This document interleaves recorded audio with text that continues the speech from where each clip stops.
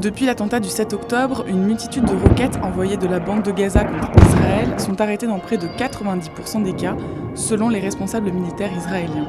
Israël doit cette protection à son dôme de fer, un système de défense antimissile installé depuis 2011 dans la région de Beersheva, à 40 km de la bande de Gaza. Mais comment fonctionne ce dôme de fer ?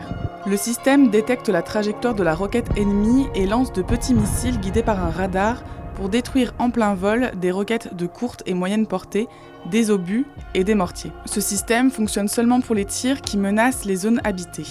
Si cette technologie est agile et fiable, elle a une vulnérabilité. Son coût.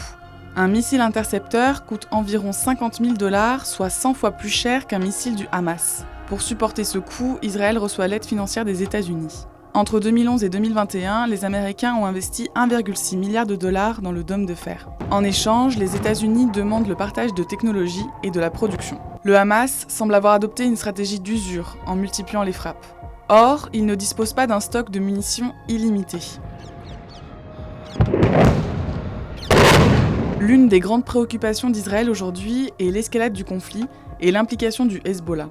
Cette organisation terroriste et islamiste basée au Liban possède près de 200 000 roquettes et plus de 50 000 combattants. Une menace potentielle pour Israël qui pourrait très rapidement submerger son dôme de fer.